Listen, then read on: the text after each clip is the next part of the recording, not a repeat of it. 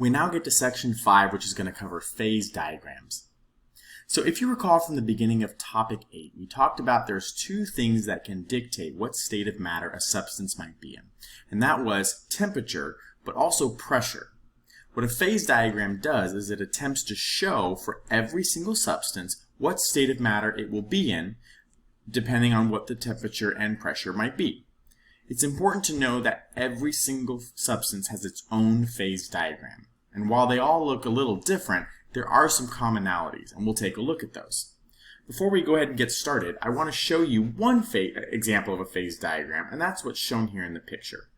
First of all, I want you to notice that pressure is on the y-axis, temperature is on the x-axis. Now, while every phase diagram will look different for every substance, here are some common patterns. Number one, you're going to notice that the solid is generally in this region here. The liquid is in this region, and then finally the gas would be in this region here. You'll never see that flipped around because solids typically tend to exist in regions of low temperature, which would be right in here, but high pressure.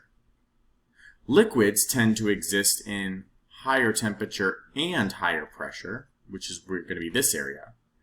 And then gases are higher temperature but lower pressure. So that's always going to stay the same. Every single time you cross a threshold between any of the three states of matter shown on the phase diagram, that's where a phase change will take place. So for example, going from solid to liquid is melting.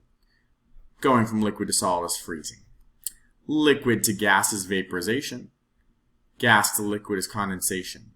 And then down here, sublimation is going directly from solid to gas, or deposition is directly from gas to solid. So you can see how those phase changes are represented there.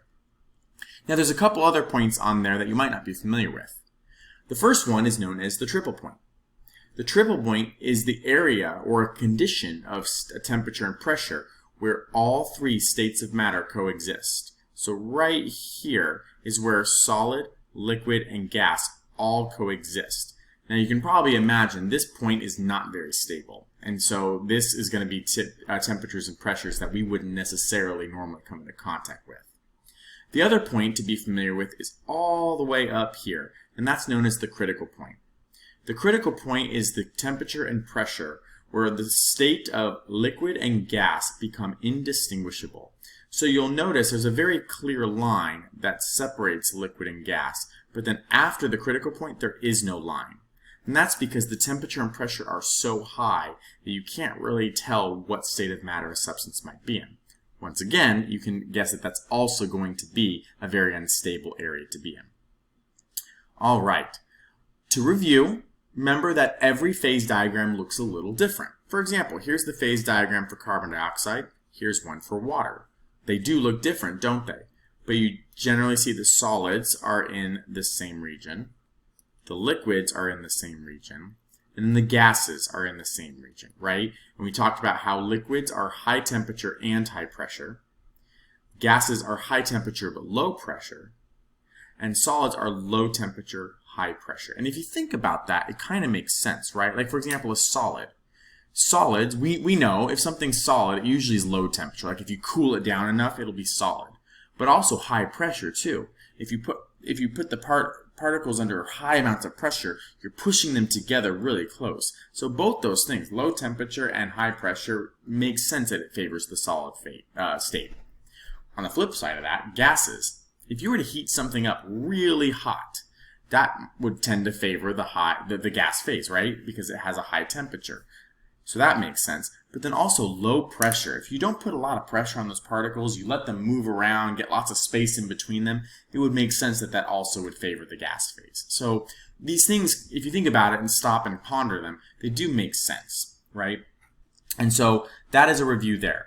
So now let's do some practice. We're going to do some analyzing of a phase diagram. And you're going to see that a phase diagram is actually pretty intuitive to answering some questions. So here we go.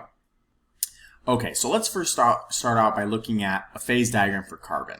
So when carbon is at a low temperature but a high pressure, what form do you think it would most likely be? So if you were to take a look at the graph and think, okay, the low temperature but high pressure region, where do you tend to fall? And if you look at the graph, you can see that it tends to fall in the diamond. Okay, let's try this. What would happen if you had carbon at an initial pressure of 10 to the third atmospheres and you raise the temperature from 2,000 to 4,000 degrees Celsius? So if you think about that, your starting point is going to be somewhere around here. And then you're going to raise the temperature, same pressure, but raise the temperature to be about right there, which is 4,000. Notice that you go from the graphite to the liquid phase, which, remember, graphite just simply means the solid phase. That phase change from solid to liquid is known as melting. And so it would end up melting, and you can actually figure out what temperature it would melt at if I asked you to. You would say, okay, well, that's the point where it crossed over from solid to liquid. So if you were able to draw it down, and that's a terrible line, but you could predict roughly what temperature that it actually melted at. All right, let's keep going. How about this one? What would happen to a substance, we're looking at carbon dioxide this time, if its pressure was approximately 2.0 atmospheres and its temperature increased from negative 78 degrees Celsius to 31 degrees Celsius? So once again, well, here's about 1, right? So you're guessing 2 is about like right around there. So at 2 atmospheres, original temperature is negative 78. So here's your starting point. And you're increasing the temperature from negative 78 all the way to 31, which is represented right there. Well, notice you go from solid to liquid right there, and then you go from liquid to gas right there. So there's actually 2 phase changes happening in this one, right? It would first go from solid to liquid, melt, and then it would go from liquid to gas, which is vaporize. A lot of times students say that it would sublime because they think they're thinking holistically, oh, it's going from solid to gas. It does go from solid to gas, but it has to pass through the liquid phase first. And so sublimation is going directly from solid to gas. That's not what's happening here. It's going from solid to liquid to gas. So there's 2 phase changes going on. All right, let's look at another example. Let's look at this one. What would happen to a substance if its temperature was negative 78 and its pressure now changed from 2 atmospheres to 0.5? So let's figure out where our starting point is. So there's about 2 atmospheres right there.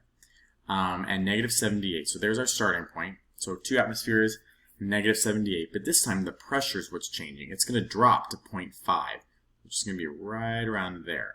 So the pressure is going to drop to about right there. Same temperature. So notice what's happening. It's going from solid directly to gas. It doesn't even bypass the liquid phase. So what do we call that when it goes from directly from solid to gas? We call that sublimation. All right, that's going to wrap up not only this section, but also topic 8. We'll see you in the next topic.